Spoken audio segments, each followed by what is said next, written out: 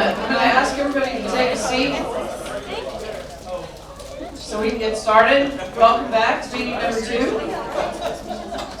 Really glad to see y'all. And I have something very personal to share with you guys, and so I want to make sure that I give everybody a chance to grab their seat and hear what I have to say as we get started tonight. Oh, now it's really quiet. I love it. I may need to move some people to the front of the room. I knew we were going to be I knew we were going to have a few less people tonight, so might have to fill in the gap. So there won't be a lot of conversation tonight. Unfortunately, it's going to be a lot of sit and listen. But what I want you to know is I spent a considerable amount of time reflecting on where things ended at our last meeting. And what I'm about to share with you comes from a deep place of principle for me. As a facilitator of this process, it's extremely important to me that the committee's work, your efforts, your time and effort is not in vain, that it's productive, that it's meaningful, and that there be success with it. Okay? And I believe that in the end, we all want the same thing, which is any recommendation coming from this committee to have success. All right? So having heard the concerns about reaching consensus at the last meeting, and knowing that I want the process and any proposal or recommendation that goes forward to be successful, our non-resident employees who are participating readily agreed not to vote on projects. They, like me, share the desire to make sure that there's success. They're great people. They're great people. And I spoke to each one of them after that meeting. I wanted to make sure that they felt valued, and they did. Each one of them, as I spoke to them, told me they feel valued just by being a part of the process. And that part of the process for them is to share information, give their perspective and input where it's appropriate to do so. Okay? So, I know this represents a change from where we left, but I deeply believe that we can't afford for there to be any questions about the process or how the bond proposal comes together. Because again, I think in the end what we want is for there to be some success in that. So what I'm really hoping is that everyone on this committee can support me on this and the broader view of the committee's purpose and work moving forward. So having said that, Josh, we have a very full agenda tonight, and I'm going to transition into talking about the handouts that are at your table and get us kicked off on the first activity so that we can honor the time commitment and get you out of here on time. We have a lot. That first activity is kind of a prelude to tonight's theme, which is about school finance. And if anybody has a question or comment, I'm just going to ask that you hold that till the end of the meeting, come find me, and we can just have a one-on-one conversation about that. All right, so at your table, you have an agenda and you have a notes page like we provided last time. There is an activity which we're going to kick off here, but behind that are a couple of pages that support this activity. It's a lot of information, but you might get a chance to look at that and helping you as you do the work for this. Then a couple of things that we were asked for are follow that, which is who are the recapture districts in this area? What did they pay last year? What are they estimating to pay in this next year? And then we've included a sample ballot so that you can begin to familiarize yourself with what that might look like and generally how these things are described. And you'll remember at the last meeting I mentioned about special projects like a swim center, any renovations for that, having to be in its own proposition, and the same thing when it comes to certain types of technology. And so samples of that are also there on the second page of that ballot. Then we had a request for the district's enrollment. So this was current as of yesterday, so that's as current as we can make it. Yes, we took attendance today, but that stuff takes a little bit to funnel up and make sure all the information is correct.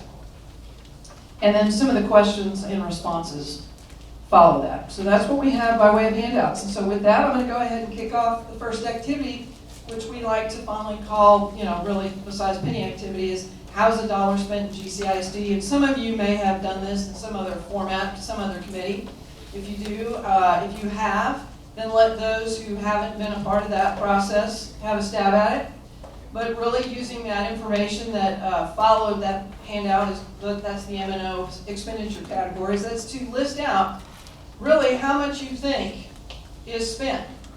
So out of that 100 pennies, how many pennies goes towards general administration or transportation or co-curricular activities and so on and so forth.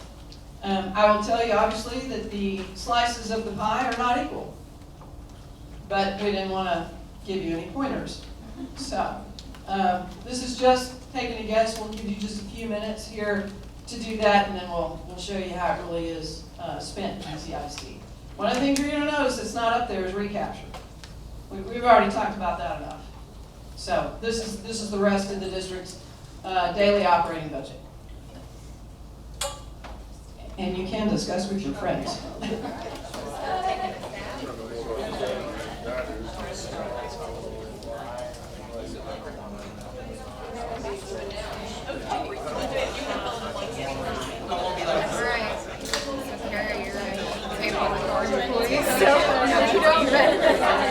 But I feel like we would sway your answers.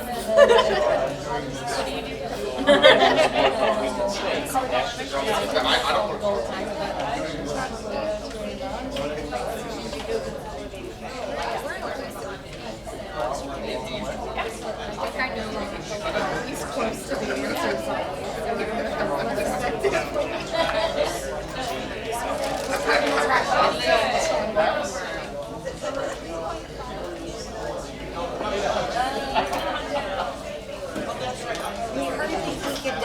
Microphone to you. That's what.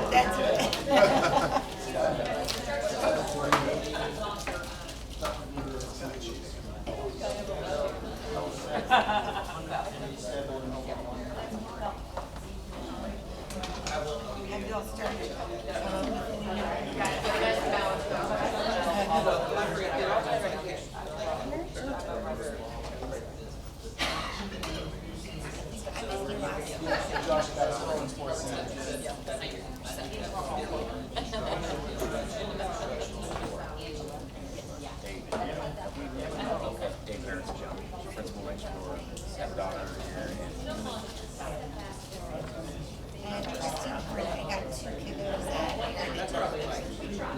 Todd Raymond, I'm the Executive Director of Athletics.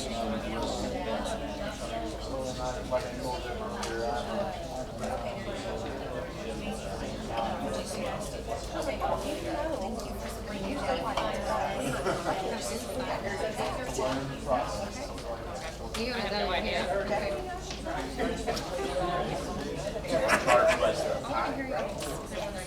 Is instruction and instructional support looking at it as teachers?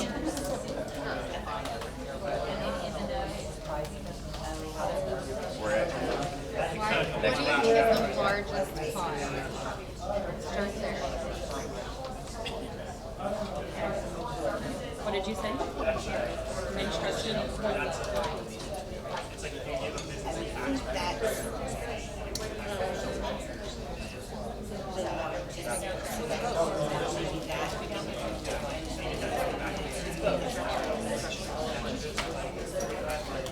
Yes, so like they're together. So instruction and instructional support. The instruction is the cost for activities that do it directly with instruction. So that would be Really precise number.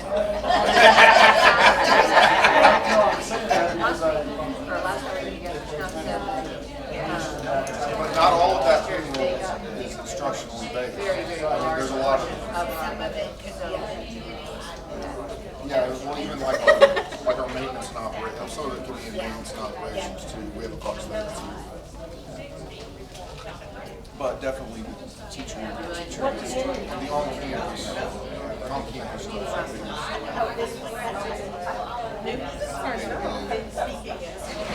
3 more minutes. Oh my gosh. So I would be willing to put 2/3 of the instruction. Then I would think like 6 maybe in So you instruction. think like 66-ish, Yeah, the rest between admin and maintenance, like for the big, And I know for M&O, those that, those three then need to you'll think that's the like second biggest? tip over those knowing the instruction to the line item and the transportation, 70 or 75. But not as much.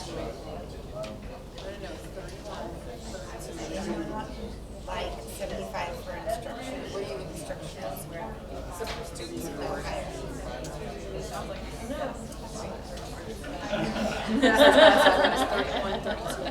But they also make a lot of their own money.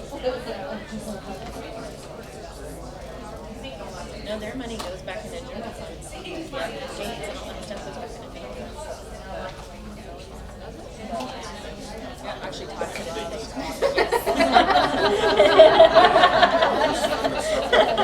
Not to finish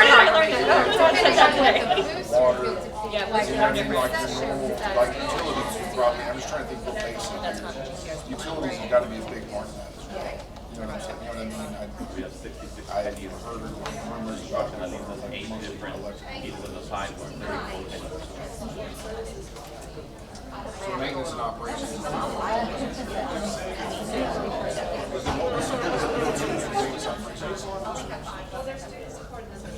The support services. Oh, that's what support, okay. We go up to maintenance and operations.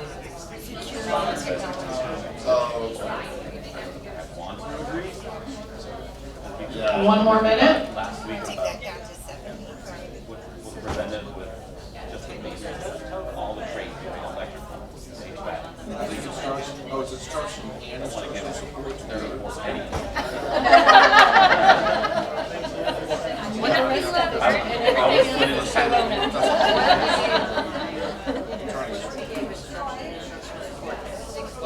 Maintenance and operations is gonna be. Then we had 40 left over. And then we had maintenance and operations, 20. We had 20 left over for 70. All right, I'm gonna go with one. about ready? So is the I technology would be stuff. willing to say one. So I'm going to introduce our Chief Financial Officer up in front of the room, Derek Sibley. Derek joined GCISD in, was it late April, early May? Late April. Seemed like a blur. It seems like a long time. It does. Well, we're really glad that you're here, Derek. And so Calva's going to advance it so that we can kind of see what the answers are, and you'll have a chance to compare what you thought to what it is. So go ahead, Derek. All right, so just looking at the actual results in comparison to what you thought it was, as I was sitting at the back table over there, the first thing they talked about was payroll. Unfortunately, that's not necessarily categorized in here, but so when we look at a dollar, we look at how many cents goes to each one of these different areas. Instructional support takes in 67 cents of every dollar that we spend. Next in line is maintenance and operations, which is 11 cents. And then we have student support services, which is 5 cents, and that could be things like counseling, nursing, those sorts of things. You have the tax increment fund, TIF or TERS, which is 4 cents. The general administration, that's just the overall general administration of the districts, that's 3 cents for every dollar. Transportation, co-curricular, student support services, again, those are all 3 cents for every dollar as well. And then the other area includes just some miscellaneous things, and those are 1 cent. So, did anybody just really get that, keyed in, hit it on the head? Very close, okay. All right, this thing right here got very close. Good deal. All right, so today, my job, what I wanted to kind of do for you guys is to help you understand school finance high level, okay? It's a very high level look at how school finance operates, how we're funded. We're going to look at state revenue, we're going to look at recapture, we're going to look at local tax revenue, and how all that is figured up for us in our funding system. All right. So first slide, we look at what exactly is it that the board adopts on an annual basis. What is their job as the board of the school district? They adopt 3 different funds, and these are the only ones that they adopt. It's a general fund, or operating fund, or general operating fund, whatever you want to refer to it as. This is general fund. We have the debt service fund. The debt service fund is all of our debt, our bonds, those sorts. And then we have child nutrition fund. Those are the only 3 funds that they actually adopt on an annual basis. They do not adopt funds for the capital project fund or special revenue funds. And when we say special revenue funds, I'm speaking in terms of like federal grants, local grants, those things. They don't adopt the budgets for those funds. And so moving on to state funding. So the overall, the basic, the primary source of funding in the state of Texas is what we refer to as the Foundation School Program, or FSP. It is administered by TEA. The funds flow through TEA, and the idea behind the formulas that are set in place is that it's meant to ensure districts receive substantial equal access to similar revenue per student at a similar tax rate. Okay? And we can argue all day long whether that is true or not, whether the formulas actually do that. But that's what the state of Texas says that the Foundation School Program is meant to do. All right? So if we look forward to the state funding formula, and I like to refer to our funding from the state in reference to a bucket. If you imagine that you have a bucket, and every school district in the state of Texas, their bucket is different. Their bucket is a different size. That bucket is determined on and this is the district's entitlement. Okay, the district's entitlement is based on the number of students the district has. It's based on the attendance rate that the district has, and it's based on the characteristics of those students. All right, so if you think about the 1,200 school districts across the state of Texas, I imagine there's not any one school district that looks exactly the same, meaning they don't all have the same enrollment, they don't all have the same attendance percentage, and their students don't have all the same characteristics. Okay, and so the whole funding formula is an extremely complicated process, and it literally. When I first started, I went through it 15 years ago. When I started in school finance, I went through a class that taught us how to calculate state funding. It was a 50-page document on how to do it. Now, this is 15 years ago. There's been a lot of changes in the laws over the last 15 years. All right? I was then told at the end of that training, which was about a 6 weeks training, now put that document away and never look at it. All right? Because we have a funding template that we use.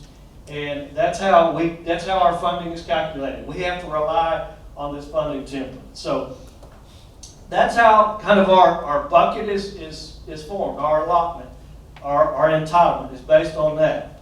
And so we are given we were given funds for basic services for students. So that number right now, what we refer to as the basic allotment, is $6,160. That's what the state has said, hey, this is what it costs basically across the state for you to educate a student. Now, that is what we get if we're talking about a regular ed student that's not in any kind of special programs, that doesn't receive any other kind of special services, and is there every day of the year. That's what we would get, $6,160 for that student. All right? But you add on top of that additional allotments that are given for additional services or for specific instructional programs. And what I'm referring to here is things like special education, gifted and talented, career and tech, at-risk students, dyslexia, students that have dyslexia, bilingual students, early education, Those are students in kindergarten through third grade. All those different groups of students brings in a different weight of funding. All right, so that adds to that bucket. That adds to that entitlement that we get. And so, but the thing with some of those programs, you have to spend the money on those programs. For example, special education. The state law says we generate this funding because of our special education students, but we have to spend 55% of that money that we bring in on special education. Same thing with career and tech. Same thing with at-risk students. You have to spend 55% of those funds on those programs.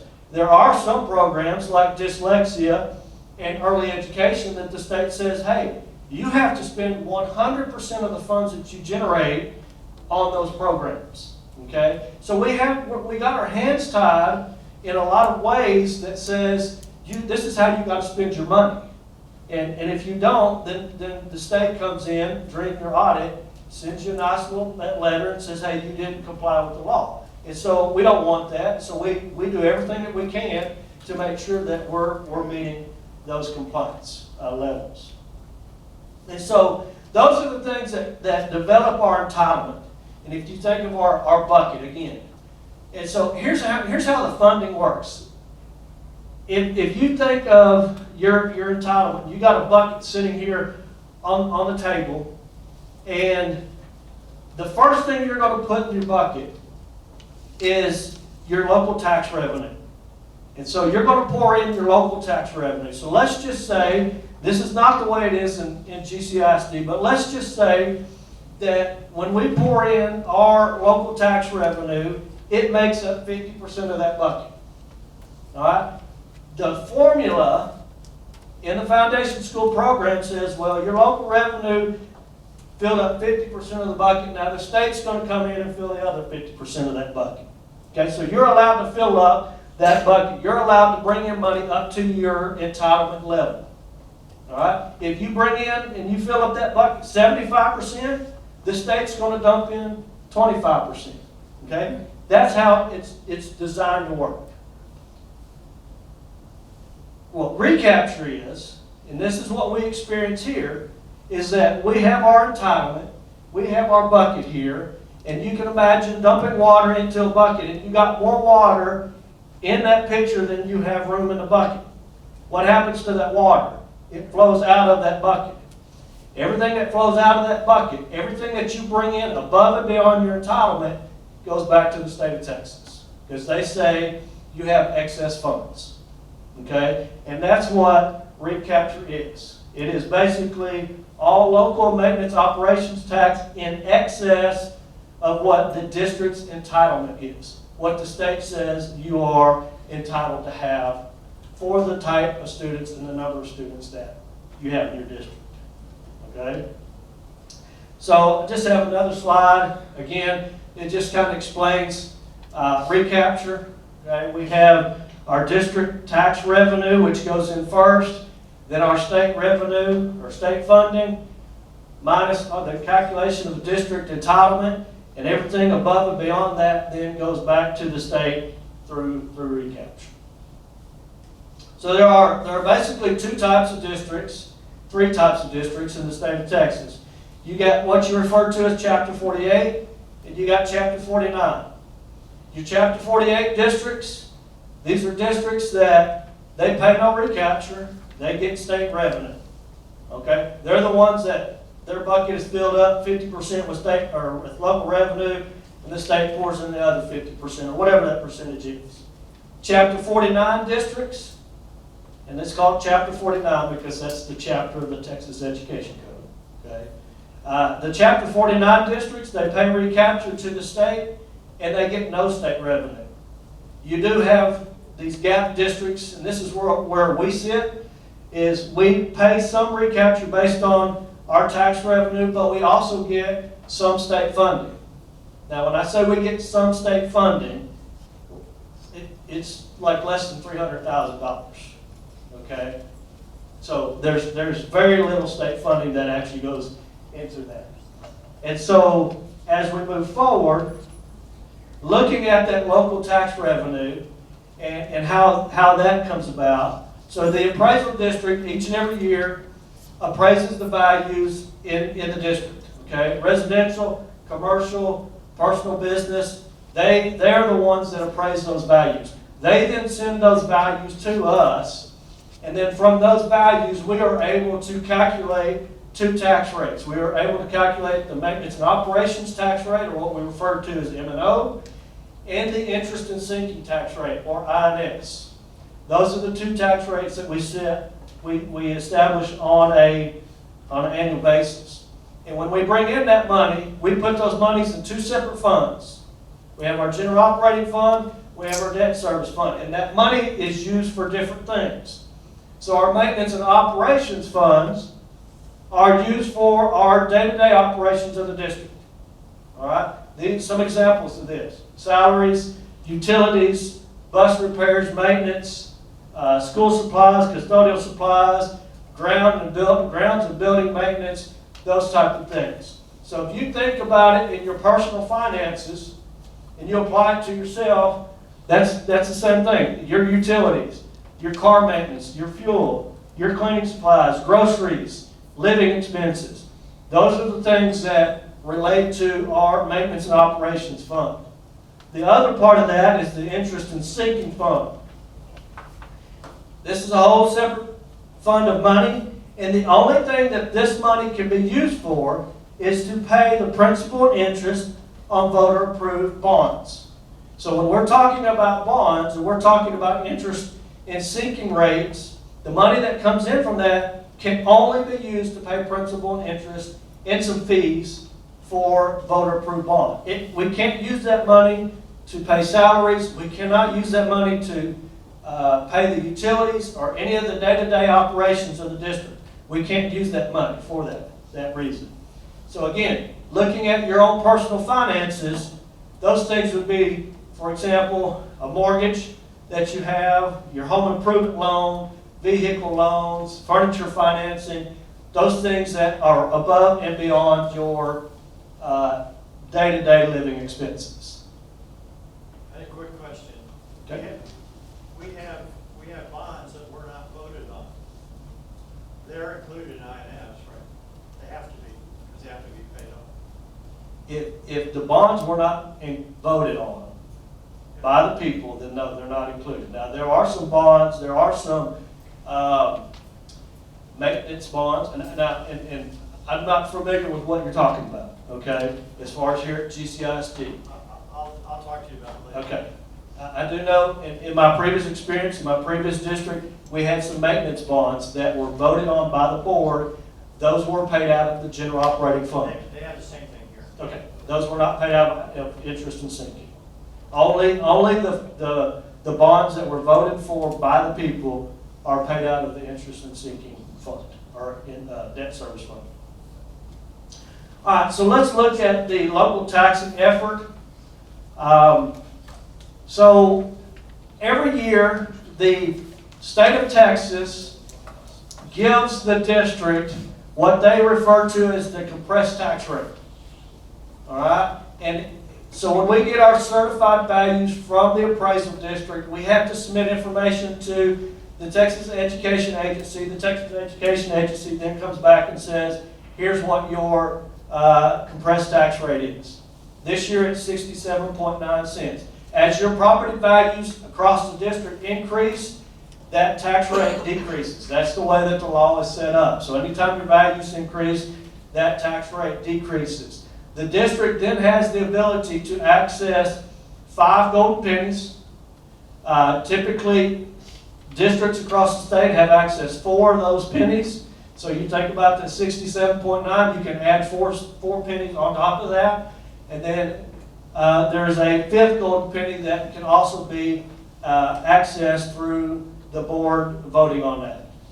Now, on top of that, there are 3 additional cents that can be added to the tax rate, which are 3 additional golden pennies. On the INS side, effectively, the tax rate on the INS side is capped at 50 cents. We can't go more than 50 cents on the INS side. When you go out for a bond, the voters do not necessarily, or they don't vote on the tax rate for the bond. All they're voting on is they're authorizing the school district to go out and access or get a certain amount of money. It is then the board's job to actually set the INS tax rate that it needs to set in order to pay the principal and interest that is due on those bonds. So if we look at this year's proposed tax rates, all right? So this year, the maintenance and operations tax rate that is being proposed, that the board will vote on in September, is 72.9 cents. All right? Last year, that was 90.91 cents. So it's an 18-cent decrease over last year's maintenance and operations tax rate. Now, the INS tax rate of 22.17 cents, that's the same rate we had last year. We are still in conversations between the administration and the board on what we're going to do with that rate. So just understand that that rate could change, all right, before we get to the board meeting in September when that tax rate is adopted. And so as it sits right now, the total tax rate is 95.07 cents, all right? And if we compare that to some of our local school districts, these are the 23-24 tax rates. Last, or 2 weeks ago when you were here, you got a list of tax rates for a lot more school districts around us that were the 22-23 tax rates. These are some of the 23-24 tax rates that I was able to get from my counterparts at these districts. One thing that I want to point out is that Capel ISD just recently passed a bond election. And so their tax rate of 25 cents and all their advertisement for their bond, they said their tax rate was going up 7.4 cents. So I imagine that on top of this 25 cents, not this year, but probably next year, you can add another 7+ cents to that.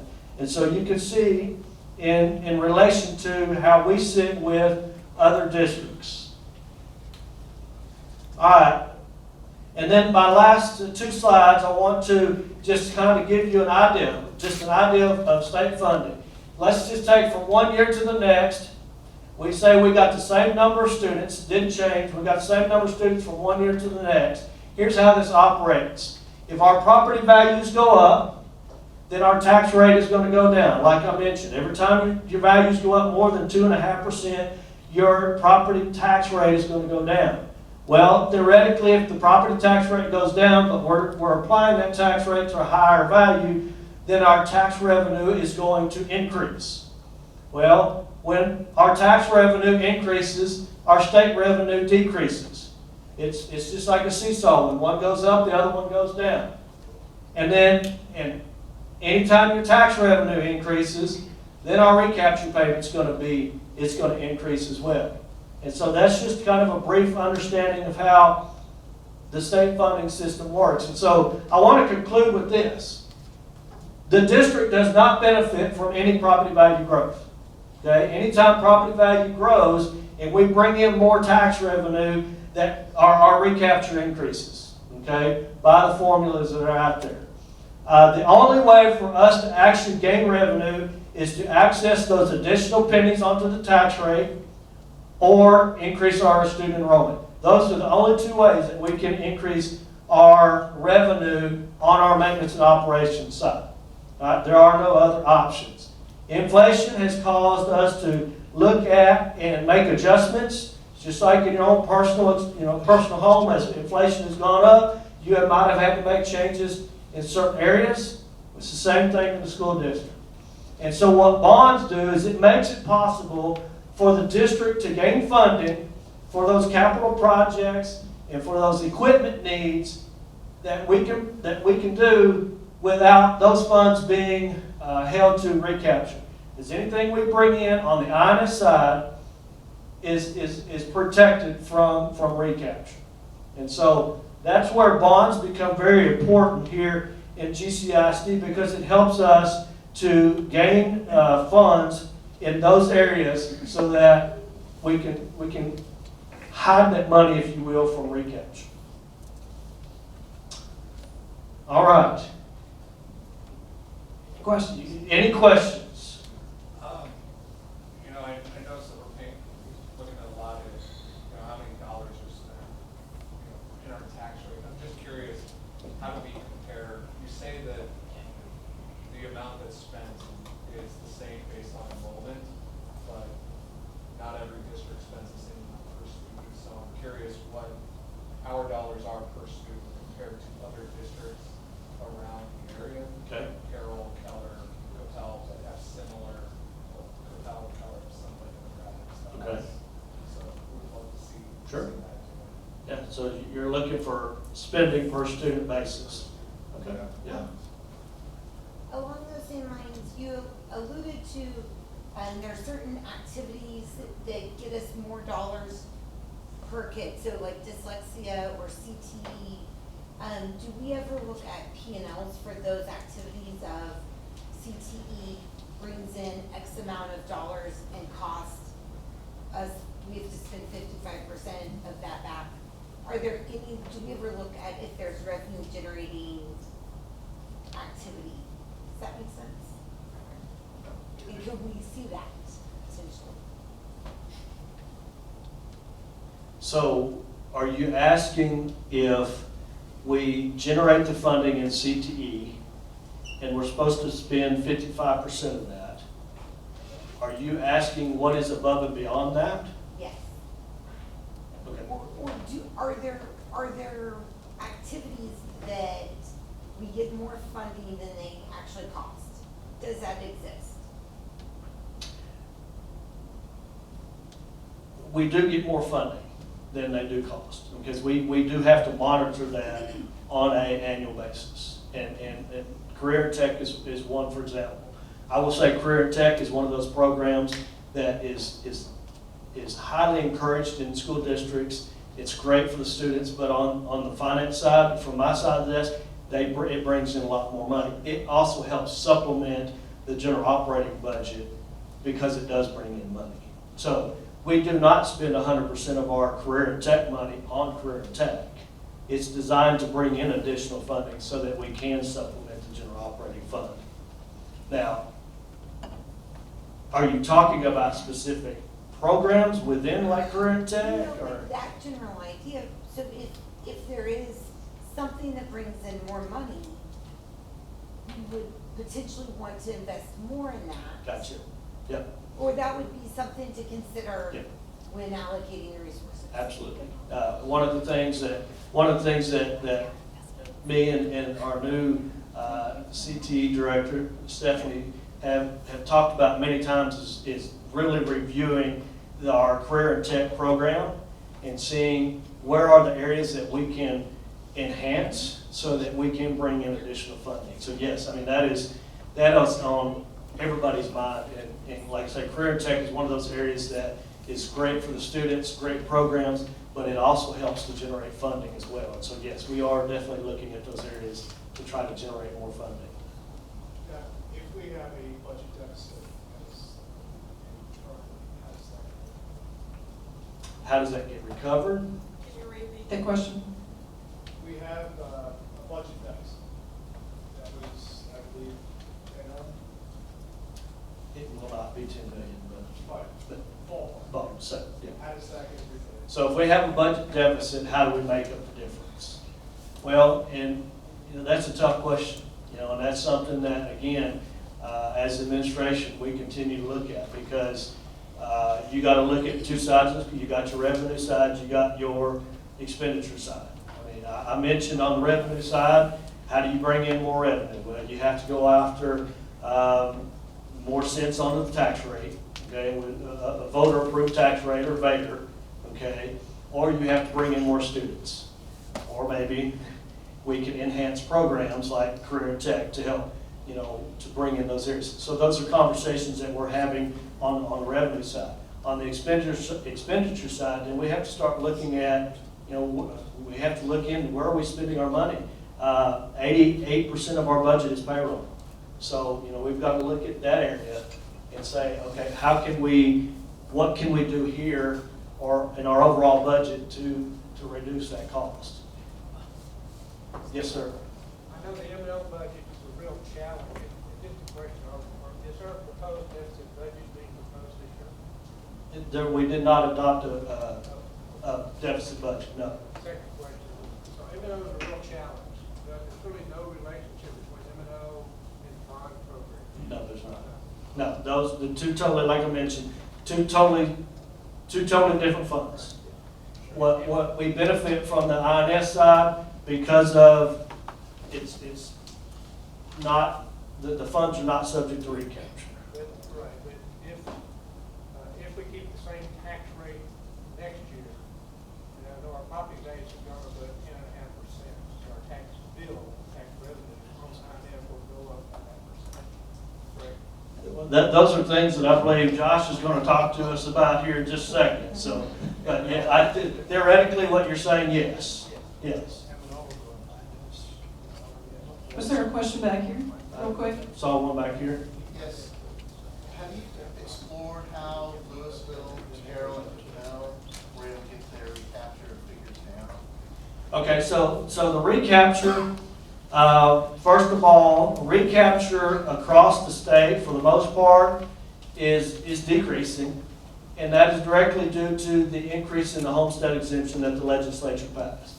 So the homestead exemption, that when we all go to the ballot in November, we're voting on an increase of the homestead exemption from $40,000 to $100,000. Overall, that is causing the recapture payments across the state to decrease. Same thing here in GCISD, okay? And so a lot of those that you see on there are in relation to that increase in the homestead exemption. Other ways that your recapture goes down has to do with your student enrollment, okay? If your student enrollment is growing, guess what happens to the size of your bucket? What happens to your entitlement? It gets bigger, okay? And so less money goes out to the state if you have more students in enrollment. And that's, Northwest ISD was one of them. When I spoke to him, their CFO over there, he said, oh, we're estimating no recapture this year. I'm like, well, how did that happen? Well, they're growing at about 1,200 students or more a year. That helps them out. Isn't the $100,000 homestead exemption, that's just burning up the surplus that sits in Austin? At some point, that's going to run dry and they're going, well, we're out of money for homestead exemption. So now we're looking at we are potentially looking at 2, 3, maybe even 5 years down the road, having to go to the voters and go, we spent all your money, we gave it all back to you. Now we got to raise your taxes. That's not going to play well. That's a very good comment. And I wish I had an answer for it, but I don't. Well, it's probably more food for thought. Oh, absolutely, 100%. Yes. So why, like I know that obviously Fremont County, like some of these other cities, but, you know, South Lake's not adding tons of folks, neither's Capel. Theirs is going up crazy, why is ours is going up? Well, ours is actually decreasing as well. Ours Ours is, shows 66 versus 64. okay, so, and I apologize for that. When we adopted our budget, this is before the legislative session and all the new rules and all that stuff, we did adopt a budget with a $66 million recapture payment, all right? The new one that we're estimating today with the new laws and everything is about 41.7. So it's a decrease of what, $23, $24 million. Yeah, but on a percentage basis, it's not anywhere close to what the rest of And there's a lot of factors that go into Yeah. that, so. Trying to figure out. All right. Thank you, Derek. We're going to go ahead and move to the next portion of our session for tonight.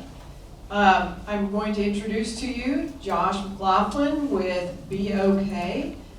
He is the financial advisor to the district for, basically on the bond side of the equation for us. And so he's gonna run through some information with us tonight. Some of it historical, some of it's just in order for there to be able to be a conversation. None of it means that anything has been approved or that the board is considering any of the numbers that you see here. This is strictly for illustration purposes, and I want to make that very, very clear. You have to model something in order to have an order of magnitude and understand just the implications of certain things. And so with that, Josh, welcome. 2 seconds. Let me open up the water here. Feel like I've already been hit with the tax bill question. I haven't even got into the presentation yet. But it's a great question. So, good evening. It's a pleasure to be here. Thank you for coming out. That work better? That work better. Thank you for coming out. Anytime you take the time and effort to come out and learn about what's going on in the school district, just let you know, we truly do appreciate that, at least from my perspective. Second thing is I'm an Aggie, so I don't work 2 things at the same time well together. So if I fall behind, just know that's the reason. All right, before we talk about bond capacity, potential bond program, I always like to talk about how the district has managed its debt portfolio. If you think the district actually just issues bonds, then waits for the bonds to mature, that is not correct. Every year, the district looks at, as market conditions change, can I refinance bonds at a lower interest rate? Is my tax values generating excess revenue where I can prepay debt and save interest costs?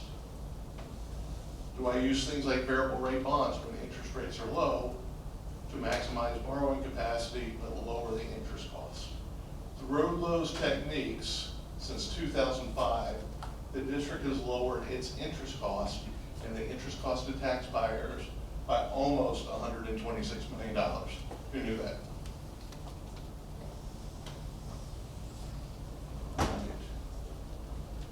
This gives you a look at some of the refundings. Refundings are just another wonderful name for refinancing. The district in the last 15 years or 17 years has refinanced roughly $372 million of its outstanding debt, lowering the interest cost by more than $65 million. More importantly, the district has prepaid almost $74 million.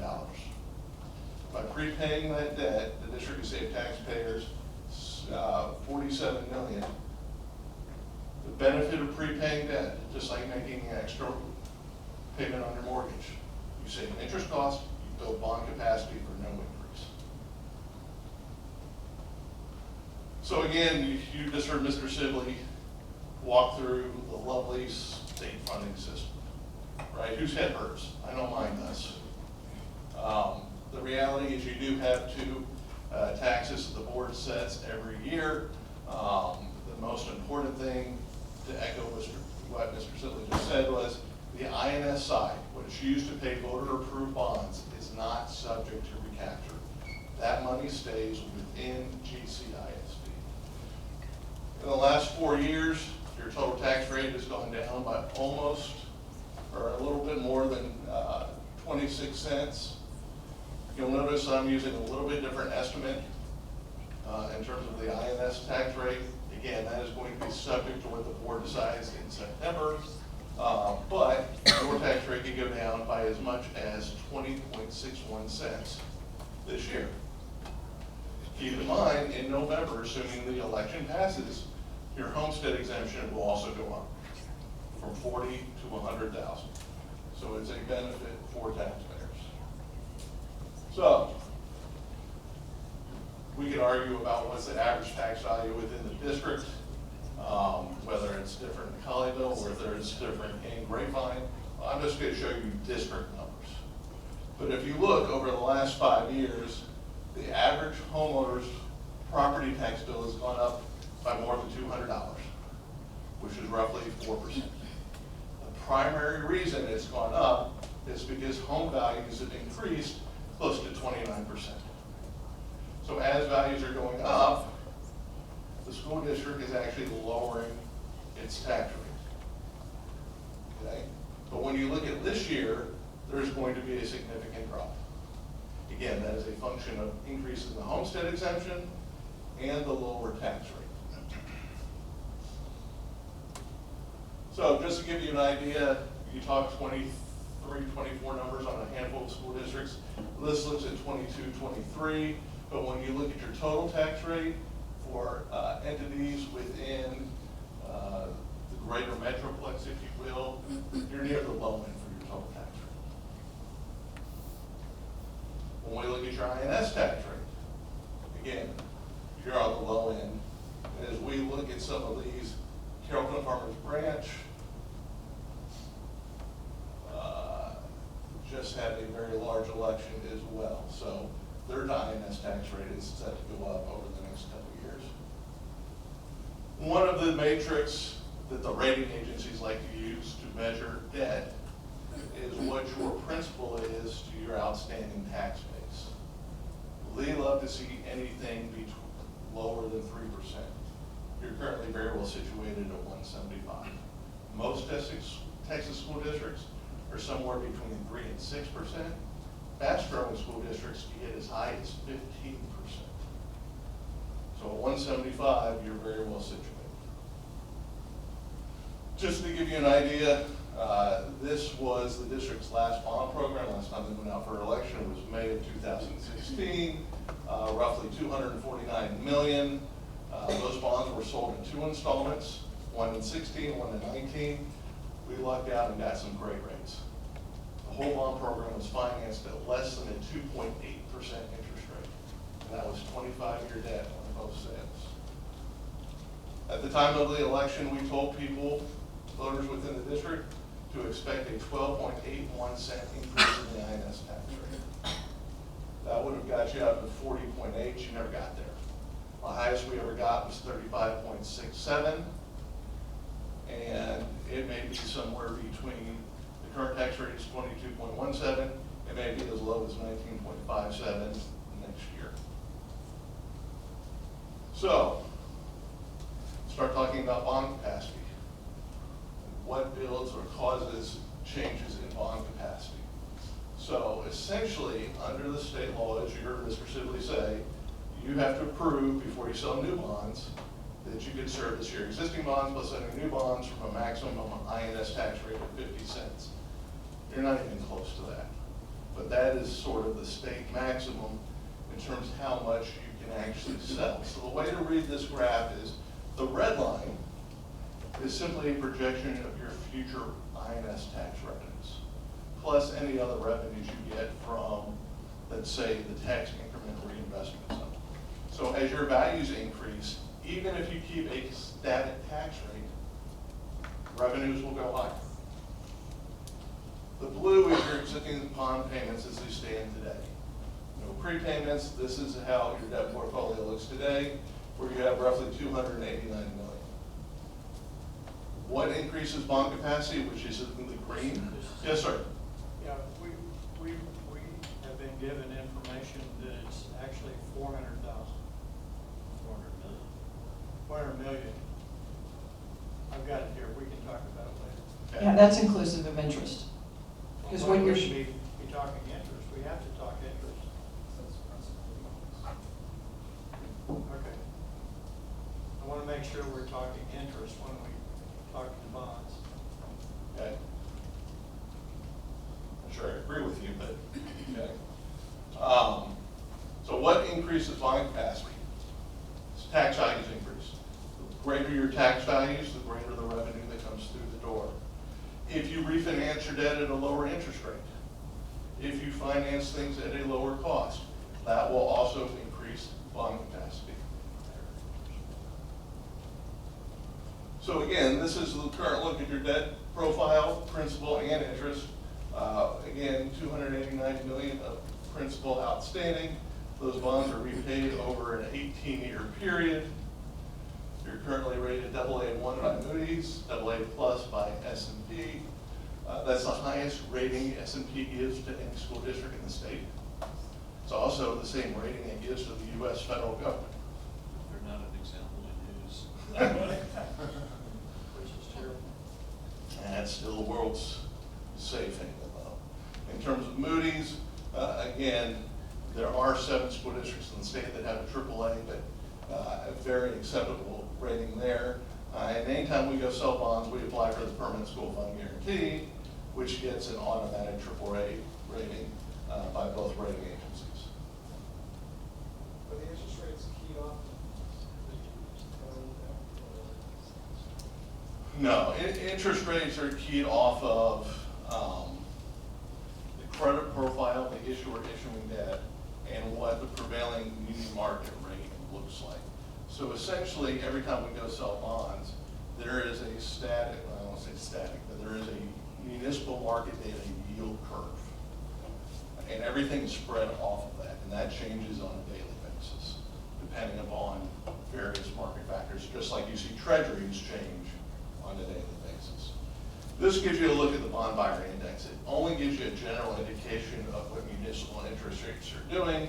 As you can see, interest rates are higher than they were a couple years ago, primarily because of inflation concerns. As the Federal Reserve started to increase rates, all rates across the curve started to go higher. However, from an historical standpoint, you are still below, the average since 2000. So still, from an historical standpoint, an attractive time to be thinking about a bond election. All right, the biggest driver of your bond capacity is your tax values. For the current year, the tax base within the district is just over $17.9 billion. That has been adjusted because I am making the wild assumption that in November, taxpayers are going to vote to increase their homestead exemption. So that has been adjusted for that. We look at the average increase in your tax base over the last 10 years. It's been about $752 million, or year-over-year growth of about 5.59%. We look at the last 5 years, it's been roughly $764 million, or just under 5%. And you can see that graphically how values have grown over time. Now, the one thing in the box here that I do want to point out is under state law, there's a 10% cap, which essentially says on residential properties, the tax value, not the market value, but the tax value of your home cannot increase by more than 10% each year. If it goes up, if your market value goes up by more than 10%, what happens is the tax value over 10% goes into this cap. Eventually what happens is that value will hit the school district's bottom line. It may just take 2 or 3 years as values continue to grow.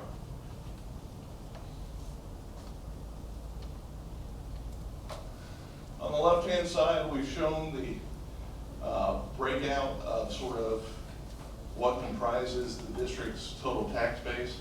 And I'm all of a sudden realizing I'm your way and you can't see very well. But about 50% of the district's tax base is single-family residential homes. The other big part is obviously business and commercial and multifamily. On the graph on the right, we show what new construction is. And you can see over the last several years, new construction within the district has gone down. What that tells us is the district is primarily built out at this point. So the majority of future growth will probably be reappraisals versus new construction. So, as Paul alluded earlier, we looked at a few scenarios. None of these are set in stone. These are based upon certain assumptions which will change over time. But just to give you an idea of what things cost based upon your debt profile, we wanted to at least give you some ideas. So, assuming a May 24 bond election, how much can you issue for no tax rate increase? $200 million, $250 and $300 million bond program. It's based upon the following assumptions, one of which is the district will use a portion of its fund balance to prepay bonds. We did that last year. We're assuming the board is going to want to do that again this year. And then we're going to use a portion of those funds to sort of subsidize the tax rate over the next few years to minimize the cost of the bond program. We're assuming an interest rate of 5 1/4. And the reason we're assuming a higher interest rate is the last thing I want to do is tell you something you can't live up to. Right? If we were selling bonds today, it would be 4 1/4. But there is a long time between now and August of 24 when we can actually sell the bonds. The reality is we don't always sell the bonds all at once. Right? It's based upon market conditions at that time and the district's overall needs. We've assumed a 25-year debt amortization remaining. We do not pay bonds in one bullet 25 years from now. They're sold on an equal or an annual installment basis. So you are paying debt every year. And after a certain period of time, typically 9 to 10 years, those bonds are callable. So if rates come down, we could potentially refinance them in the future. Short-term projects. Historical district practices and state law basically say you have to repay those bonds over the useful life.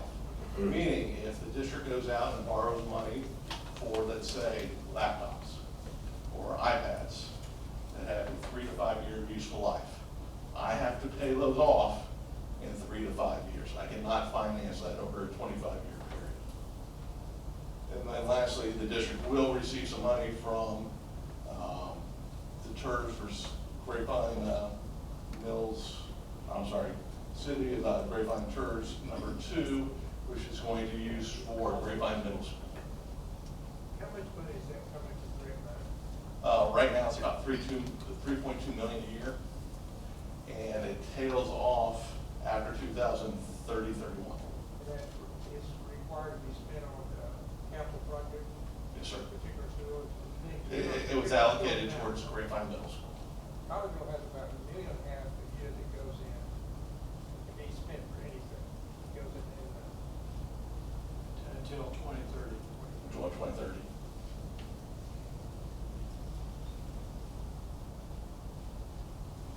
So, value assumptions. What are we assuming in terms of values? One of the things we like to do is only grow values for a certain period of time, because somewhere down the road, you're going to need another bond program. And the reality is we want future bonds to be paid for future growth.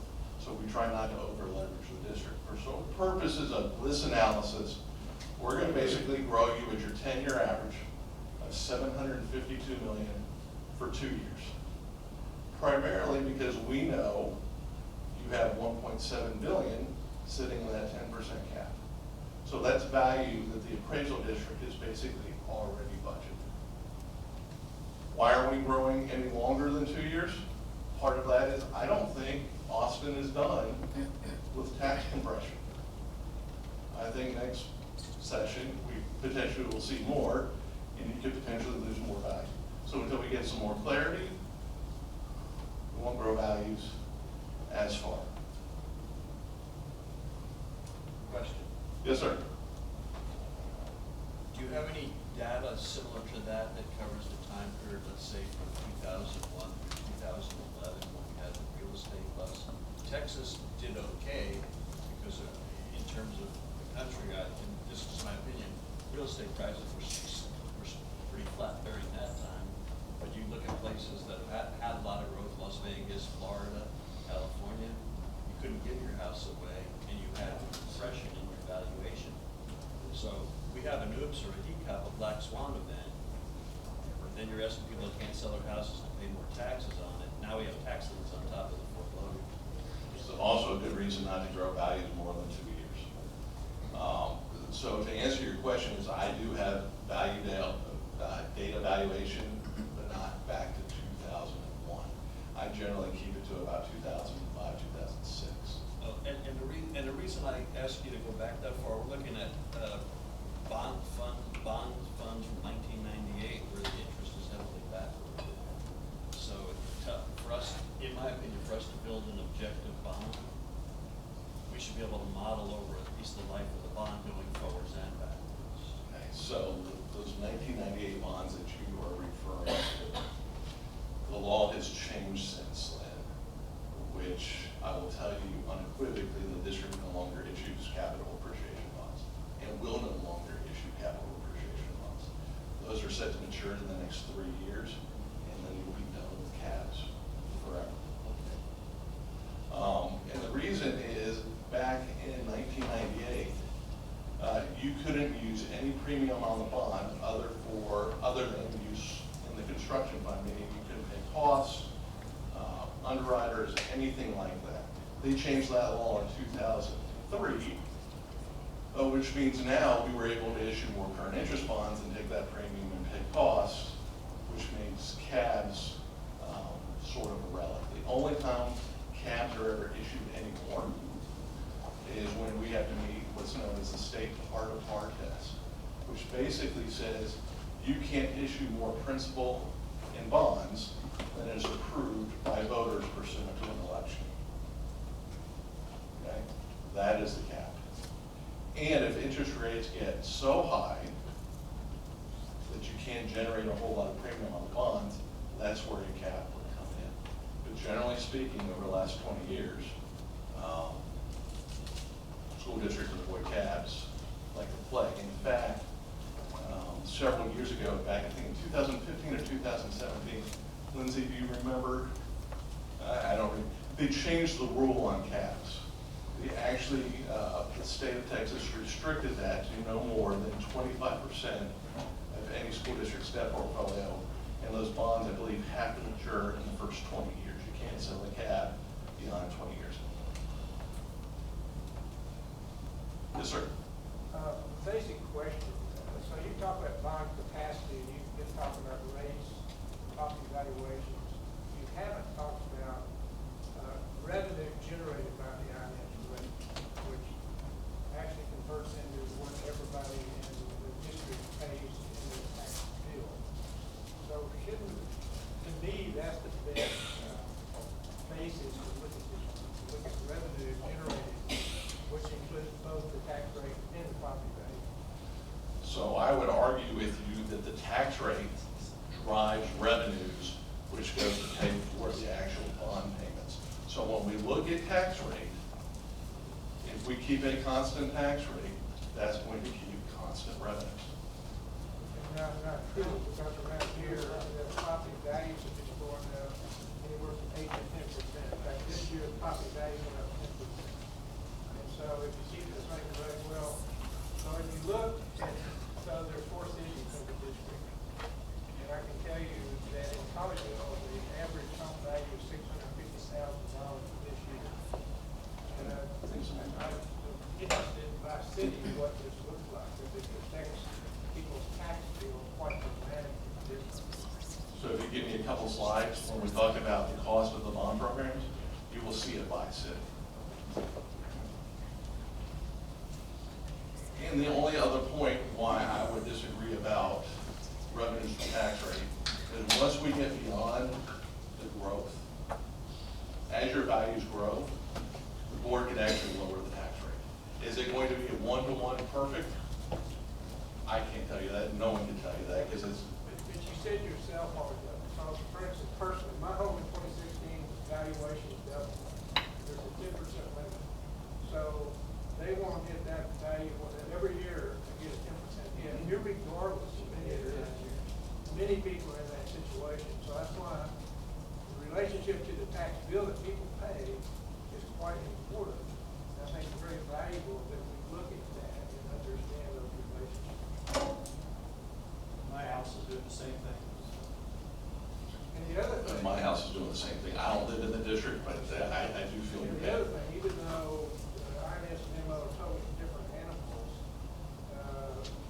M&Os have a real challenge. And so the only way you're going to get more money into maintenance and operations budget, revenue-wise, principally is by raising the tax rate on the M&O side, which can be done. So at some point in the future, if that doesn't ease off, there's going to be another dynamic coming into play. Whereas the state's working hard to reduce the M&O rates, and they've reduced that quite a bit. Yes, sir. But the school district will start pushing it back up out of necessity is to fund the operation. It will be certainly interesting to see when the state runs out of money what the alternative is. I completely agree with you. And so that's another argument for the tax bill. So if we start using up that cushion that they've created on the M&O side now for bonds, it won't exist later at all. So it's a dynamic that we do need to appreciate in this committee.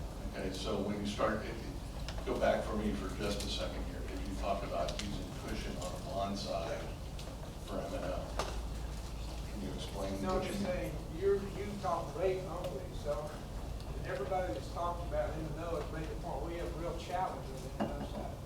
And they've also, sounds like for the state wants to compress, the state determines M&O rates. Yes, sir. Really, totally exclusive. So they've had, they have surpluses, so they've pushed that rate down. Who knows what will happen in the future where they can't do that anymore. And they're not giving the schools enough money as it is. And so the only thing the schools can do about it is use all the go-to pennies that they have to during the copper penny. And they'll be asking the citizens to vote on that as well. I'm just saying, it's totally separate, but you can't assume because the M&O went down that you can use it up in the bond program. And get by with it very long. So let me just, Yeah. I hear what you're saying. So basically you're saying there is a limit in which the community between M&O and INS would raise the total tax rate. Yeah, but it's really, in this bond program, it's all about INS. So my understanding, this committee was part of our job was to assess, hey, what the community is willing, able to yield to. Absolutely. And I'm just saying, you're not addressing that point, that's all I'm saying. It's true, but keep in mind, with future growth, the very first thing that happens is that under current state law, that amount of tax rate continues to get compressed. Right, so if you grow, if your tax values grow more than 2.5% a year, that M&O tax rate in and of itself continues to go down. Yeah, but the tax bill goes. The tax bill, everybody pays it, and not go down.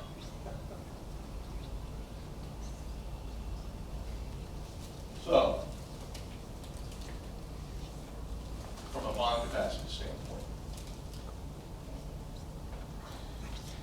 the district can issue roughly $113.7 million for no increase, based upon these assumptions. $200 million would be 3.28 cents, $250 million, 5.19, 7.09 for a $300 million bond program. Each penny would generate roughly 26.275 million of bond capacity. Again, these are based upon these assumptions. So when you look at the overall tax rate, and I'll give you just 2 slides, and I will let you get back into it. I'm assuming the board is going to reduce INS tax rate to 19.57, so you can see the various maximum INS tax rates associated with these various bond programs. So what does this mean for an average taxpayer? So in the blue, it is for an average home value within the city of Grapevine. The green is a school district average taxpayer, which is about $444,000. And the beige is the city of Colleyville. So at 113.7, there is no INS tax rate increase. At 200 million, the range goes anywhere from 119 to 240. At 250 million, it's 188 to 379, and 257 to 518 at 300 million. Also broken this down on a monthly basis. And let you look at it. The bottom of the box, I always do point this out, if you're over 65 and you've applied for the homestead exemption, your taxes are frozen. The only time that is not true is if you do a major improvement to your home, and then it gets revalued and the taxes go higher. One of the other things we look at, because I know, oh, I'm sorry. You're good. Go ahead. So those slides you just showed, you showed as a basis of tax rate. I would like to see the information that we're talking tax, INS revenue versus tax rate. Okay, That so. incorporates both the value and the. Right, so I am, and we talked to the district about this yesterday. As you get closer to actually developing what's in the bond program, I am happy to come back and actually show you that. Now, keep in mind, it's only going to be for 2 years. Well, Because once we stop growing values, I can't judge it. Yeah, the simple question I'd like to, for you to come back to is, for the first area 1, we said 0, And that's at the current tax rate. That's at a 19.57 cent. So do you know what the tax rate is to have the INS revenue be equal to last year? It is higher than 22 cents. It is higher than the current rate. It cannot be, because That's I not true. ain't Because the district had bond payments at $48 million last year. It used fund balance. So if you were talking pure revenue, it would go higher. I'm talking about tax rate revenue. We can talk about it after. Well, and, are you also incorporating in the interest? Yes, sir. If you're not. No, it is. And, And the reason I don't quote interest when I talk principal is how many people have gone out and bought a house? Do you say your $400,000 house is an $800,000 house because you include interest? Yes, you do. It's called the truth in lending statement. It's on every mortgage closing statement. It's on every consumer finance loan. I would argue the average citizen does not say that. They say they bought a house for $400,000. I understand that, but an informed consumer wants to know that information. That's the true total cost of the money. Fair enough. And when the district calls the election, we have to do the voter information document. You get both principal and interest. That is a legal requirement every time you do a bond election. That has to be posted on the district's website.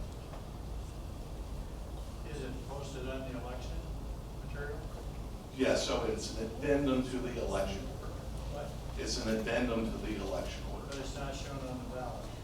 No, sir, it's not shown on the ballot. Crazy. It's state law. They'll know Is there whether a state law that prohibits us? Is there a state law that prohibits? Yes. The Attorney General basically says this is the only thing that could be on the ballot. So one of the other things we look at is short-term bonds. How much are we actually repaying in a given period of time? This will help you judge how much technology or short-term projects you can afford. So the way the red is set up is that's essentially what the school district could use for short-term technology in year one. The blue is year 2, green is year 3, yellow is year 4. So under the $113 million scenario, after 4 years, the district could roughly use $31 million for short-term technology. By the time we get to $300 million, it's about $67 million. The next couple slides, Paul, are they getting a packet with this information? It will be posted, yes. Okay, so I'm not gonna go, in the interest of time, I'm not gonna go through the next couple slides because it's election law and stuff like that. Yes, sir. Can you go back to the previous slide? Can you explain again? Sorry, I'm not totally understanding what this slide is. So this looks at basically how much we're amortizing in the first 5, 6, 7, 8, 9 years, which gives you a corresponding number that you could say how much can we spend in technology or short-term projects over that same period of time. So I'm just gonna focus on the $113 million.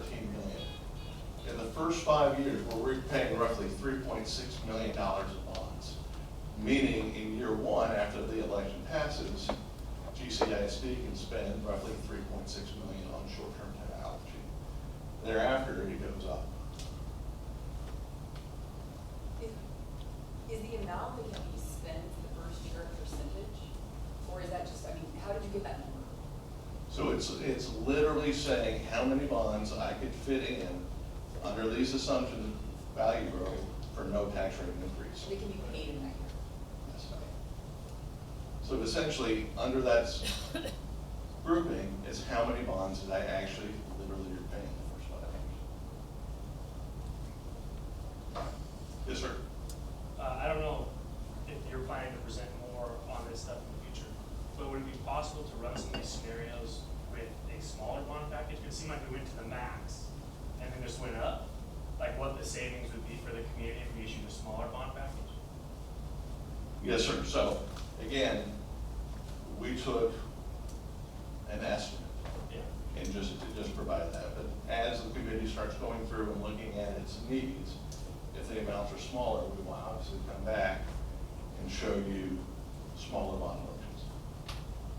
is information you can certainly request, and we'll be happy to provide that. Yes, sir. We're assuming that at a 5.25% interest rate, that will accomplish all fees associated with it. So the net dollar amount, the district will get that in its construction fund for capital improvements within the district.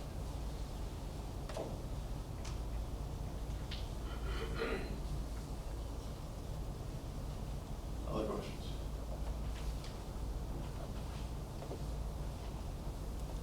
All right. And we're going to move on. Thank you, Josh. I know that's probably a lot of information. And again, as we move further into the process, if we need to model some other things, we can certainly do that as you've requested, and also try to answer some of the questions if they were not answered tonight. So next, we have Brent Alexander, who's with us. Is it School District Strategies? It is. All right, wanted to make sure I had that correct. He is the demographer for the district, and he's going to spend just a little bit of time talking about GCISD and its student enrollment population.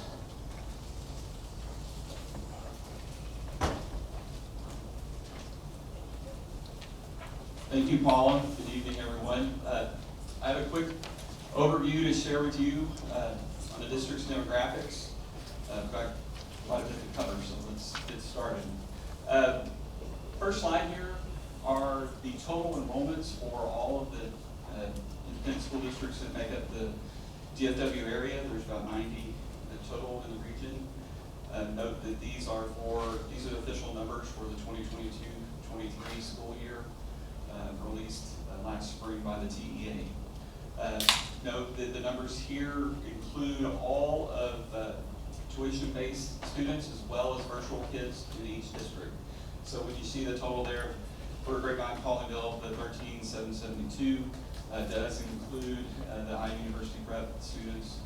But when those numbers are included and compared to all of the districts in the region, the district's enrollment is the 27th largest among all of the districts, as well as the 9th largest in Tarrant County.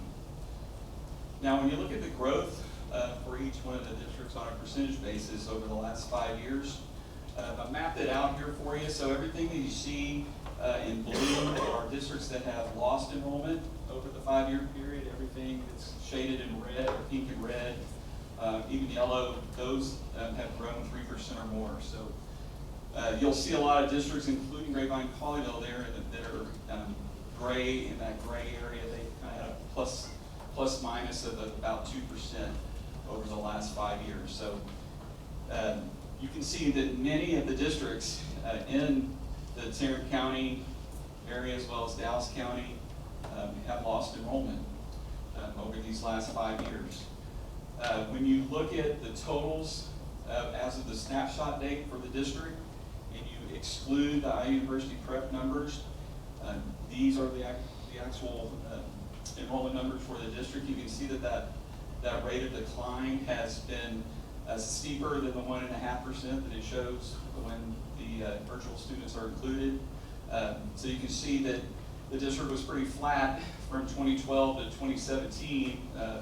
District just under 1% decline, but the district's enrollment's down about 6% from 17 to 22. Probably, so when you go back and you look at this map, what's happening in a lot of these districts in the interior core of DFW, they're being challenged by charter schools, open enrollment from neighboring districts, things like that. So that's why we've seen the numbers decline rapidly in many of those areas. But that's not really the case here in Grapevine Colleyville. In fact, it's only been about 300 students a year that are living in the district and attending a charter school or another public school district. It's about 50-50 charter to public school district, and I would assume that a lot of the kids that are living here and attending in another district, they're probably employees' kids that work in other areas. So what's really going on here in the district really begins to when you look at the census data that's come out, you really can see the true picture that's happened here in the district. So what I've given here are, you have your population, your household numbers, so you can see the district. The 2020 census did count more than 83,000 total people in the district, 30,000, almost 600 total households, and then Esri's estimates for 2023 are shown here. So as the numbers have continued to grow, we've seen the population continue to get older. So if you look at the chart in the upper right, you can see the age groups and focus in on these age groups that where you would typically find your parents. How since 2010, you can see how many of these have seen a large decline in percentage. What's really interesting to see is that the total population in the district in 2010 over the age of 65 was only 8.2%. In 2023, that number 8.2% represents about 61 total residents that were over 65. Well, that is it's actually more than doubled by 2023. So we've seen the proportion of residents in the district over 65 go from 8 to nearly 15% over these last 13 years. So what's happening is the district is aging in place, and a lot of those parents, as their students graduate, they're just staying in their homes. And so we see this gradual decline across the district. So we've also seen the under 18 numbers begin to show a slow decline as well in the census number you see in the bottom right. So those are the numbers for under 18. It's about a 10%.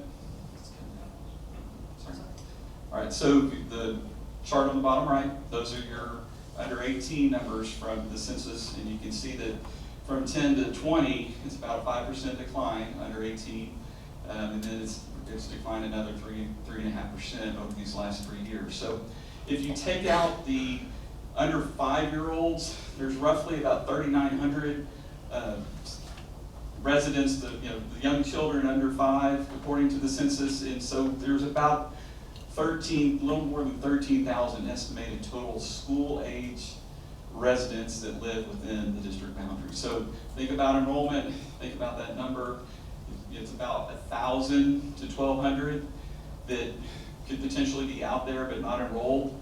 But the TEA has already accounted for a little 300 to 350 of them. So 700 or so are still out there. They're probably students that are homeschooled or in private school. And those are things that are difficult to quantify, but we do know that many households do have students in those types of learning situations. So we geocode each year.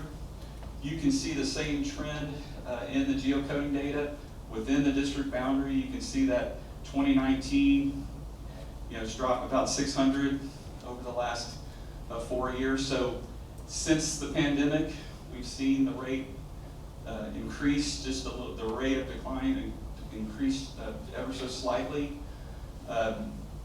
What's interesting to note is while this is happening, the birth rate for the 76034 and 76051 zip codes have really been flat for the last 17 years. If you look at the blue bars, yes, they fluctuated, but the net has been pretty consistent until 2020, which is a 17-year low for the district.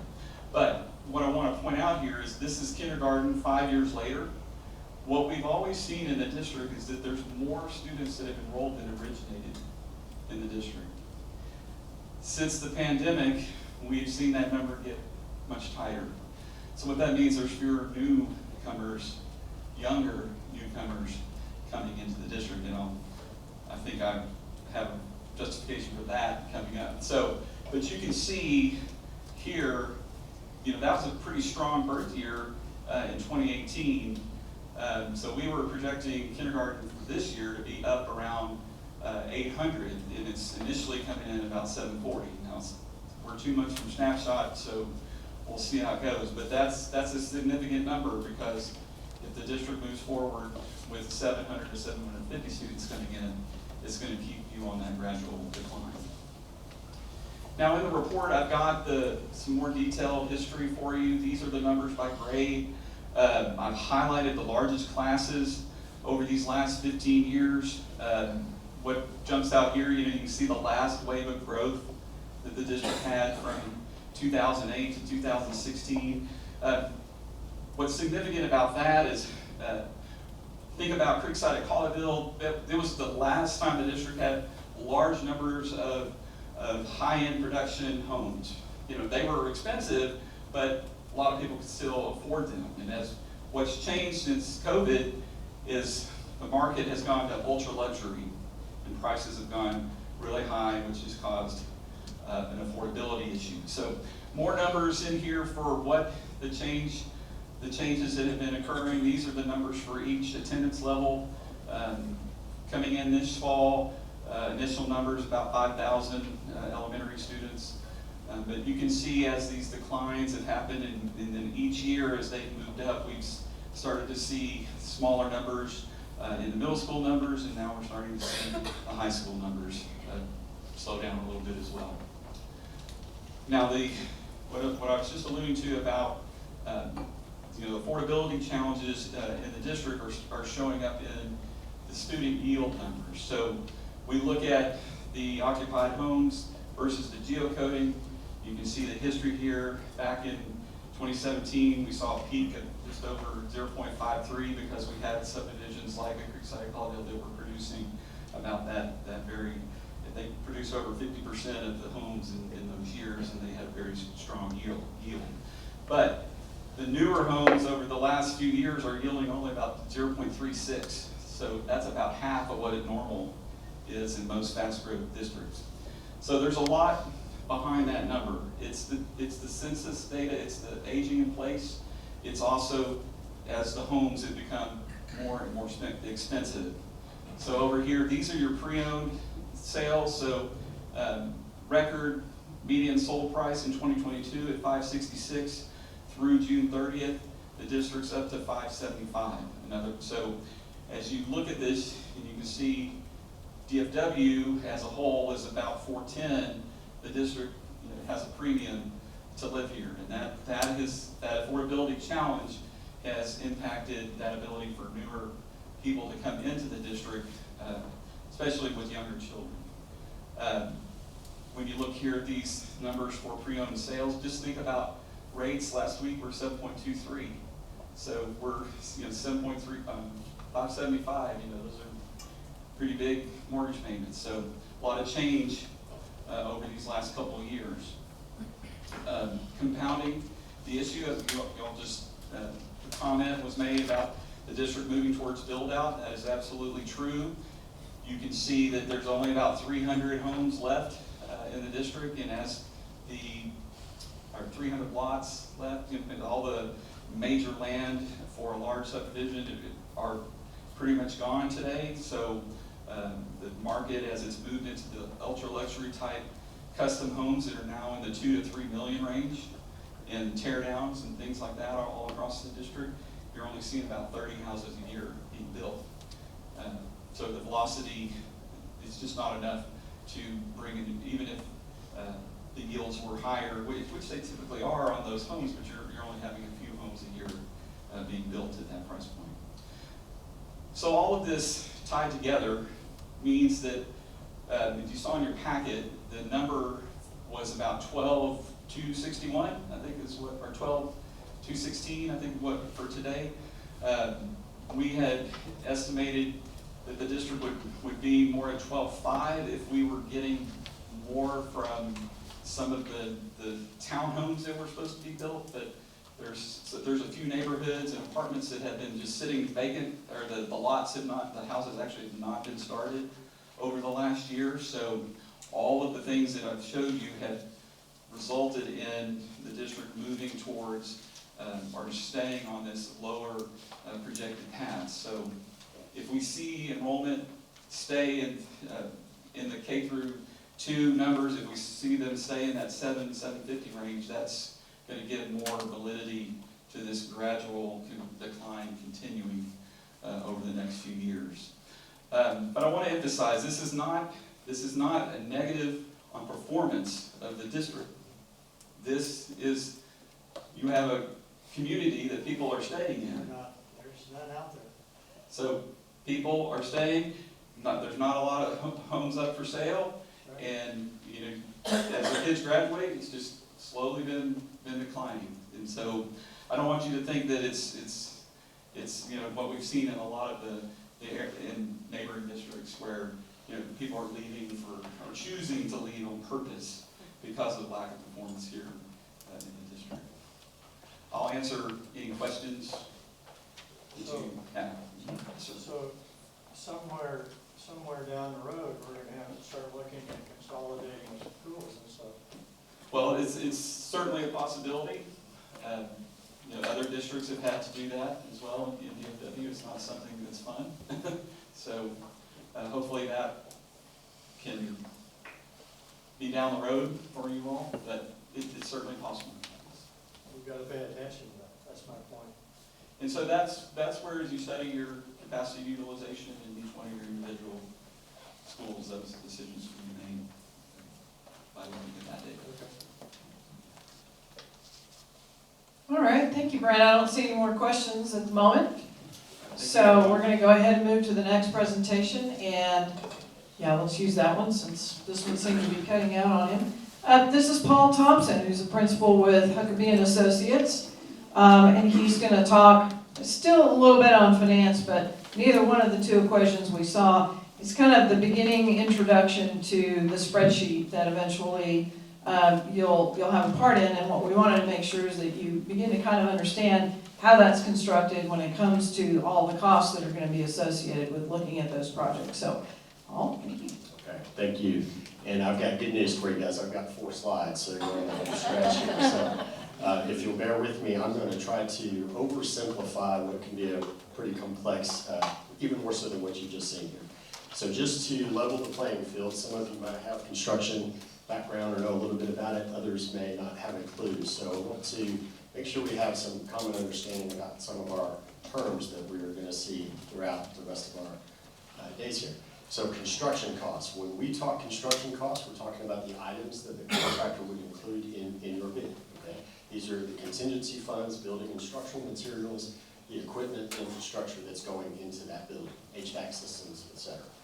Project cost, or total project cost, you may see, is everything that would go into the project over and above the construction costs. So this would include your fees, your testing, bonding, insurance, furniture, fixtures, and equipment, otherwise seen as FF&E.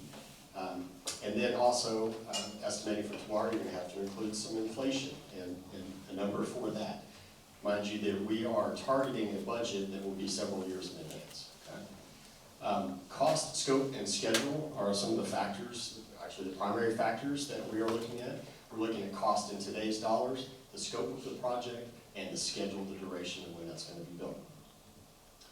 So to put this in graphical form for you, if we were to bid your project today, in other words, drawings are already done and we're going to the market today, that's your current construction cost, okay?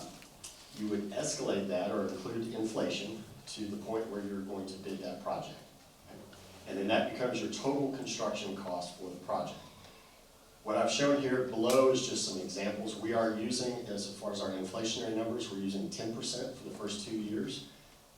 The third year would be 9%, and then the fourth and beyond is a flat 8% for each additional year. This is just a simplified sample project, just so you can understand kind of the way that would play out. If your bond passes in May, you would be selling bonds. We would get started on the projects that would be in that first wave, or that first year, first 2 years, those type of things. So your design would start pretty much right after that, usually about in a year. In this example, this is a year-long project. The permitting would come after that. That usually takes about 6 to 8 weeks. And then we would want to bid the project. That way you've got all of your comments and contingencies would be less used. After bidding the project, then you get your duration of the construction, your substantial completion of the project, and then obviously you'd be opening in August of 26 for that sample project. Okay, so construction, material costs, those are established. What these are, basically just based on your district standards, your technical specifications, and whatever the project scope may be. We include contingency costs. In this example is 6%. These are emergency funds to cover any unforeseen conditions, things like material spikes. For example, 2 years ago we saw about a 46% increase in the cost of steel year over year. We have shortages. For example, it takes 24 months to get a transformer these days. It's 52 weeks for switchgear, electrical packs, and things like that. So sometimes you want to procure that much sooner, like right at the onset of a project. Construction costs obviously fluctuate. We're trying to account for that, but they are fixed after you bid. So once that's locked in, your construction costs will not increase. Okay? And in the district, we utilize quality building materials that are known for their durability. What we're really saying there is we're not going to go Cadillac on every item, but you want to pay for durable materials because you're designing buildings that 50 to 100 years, and they need to stand the test of time. Okay, so your total project budget, there over to the right, would take the total construction cost that we discussed a few moments ago, and then we would include the soft costs. These are building permits, surveys, design fees. This is your commissioning agents, your special testing, those type of things that the owner would provide. Those are checks and balances against the contractor. Furniture, fixture, and equipment, building furniture, classroom chairs, cafeteria, those type of things. Technology, servers, sorry? Okay. This is my last slide, so I'm going to get through this. So technology, so if you look at the technology in FF&E, if I were big enough and you were out of the building and I could pick that building up and shake it, everything that would come out of that building is those two items. Okay? A land purchase acquisition, if you did require to buy land for a new construction, then we would factor that in there. That would also include surveys and those type of things, closing costs. And then the last piece there is your security items, fencing, impact-resistant glazing, cameras, etc. And that's your total project budget. Okay. I told you I'd be fast, guys. So any questions for me tonight? Yeah, so going down the road, as we get more information about some of the projects, do we have the ability to request more information about some of the work that's being done on specific projects, like we saw one that says roof repair, $1 million? Do we see like exactly what that is, or even like certain AC units look like they cost more at one school versus the other? Can we see that? I just want to... Well, absolutely. We can give you the detail for that all day long. There's quite a bit of it for the thousands of lines and items. But what you're dealing with there is there's different quantities of AC units on various campuses, so we may not need to replace all of those air conditioners. They sometimes do that in waves as they go out. There's also a refrigerant, R22 refrigerant, that you cannot no longer buy. So those pieces of equipment might have already been replaced because that recapture of that refrigerant, things like that come into play. But we can certainly provide all the detail that went into all of those projects. Absolutely. Are you talking about the things that we're going to be looking at in the spreadsheet coming up?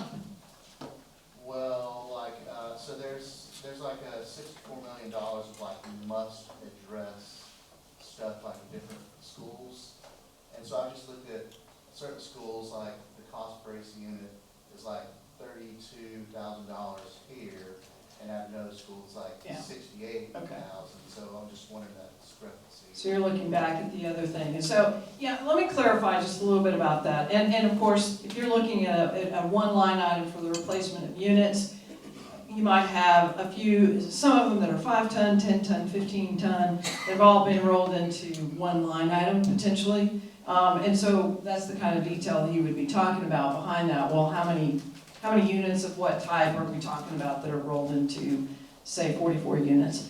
One of the things I want to clarify about that spreadsheet and where it's moved to and what it's going to be when it comes to you are a couple of things. That kind of gave us a glimpse in terms of what people thought might be a priority, but it wasn't the end all of everything.